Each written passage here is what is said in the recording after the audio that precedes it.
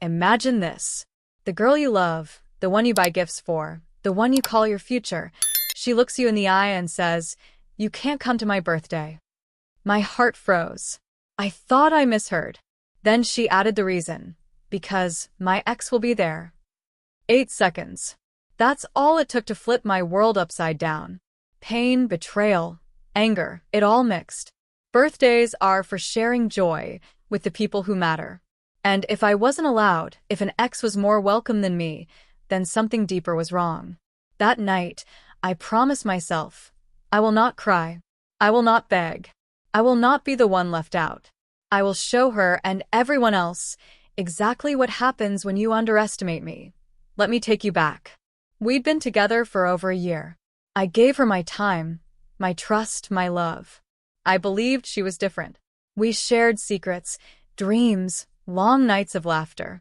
I had planned something special for her birthday, a surprise, something that showed how much I cared.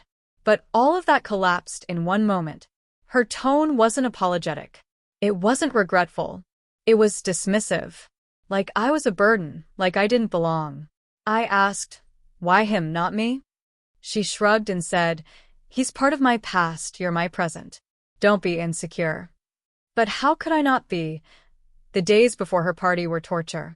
I imagine her laughing with him, maybe reminiscing, maybe comparing me to him. The thought burned. Friends told me to walk away, to leave her. But I wasn't ready. Instead, I decided to stay calm, stay silent, and observe. Sometimes silence is stronger than shouting. And in silence, I began planning. Not revenge with cruelty, but revenge with truth. A way to expose her choices, without me looking bitter. I wanted the mask to fall off on its own. The birthday came. She didn't invite me, but mutual friends did. I had a choice, sit at home or walk into the lion's den. I chose the second. I dressed sharp, carried confidence like armor, and entered that party unannounced. Heads turned. She froze. And beside her, her ex smirked like he already knew he was the reason I was excluded. But here's the twist. Revenge isn't about yelling or causing a scene. Revenge is about showing that you don't need her approval to shine. So I mingled. I laughed. I became the center of attention without trying. Suddenly, it wasn't about her anymore. It was about me reclaiming my dignity. As the night unfolded, I noticed how she kept glancing at me. Confused, jealous, nervous.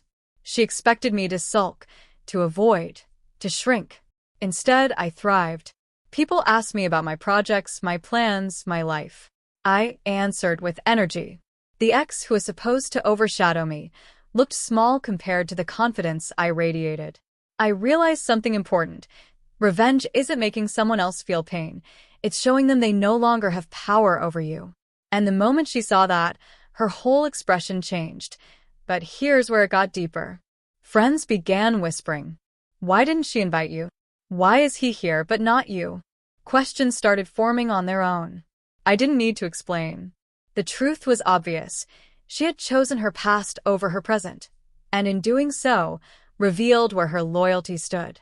And the room began to see it too.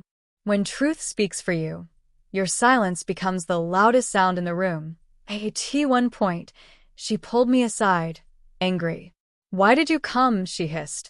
I looked at her calmly and said, "Because I belong here as much as anyone else." Then I walked away.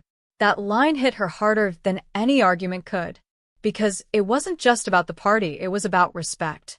About the right to stand by the person you love without being pushed aside for an ex.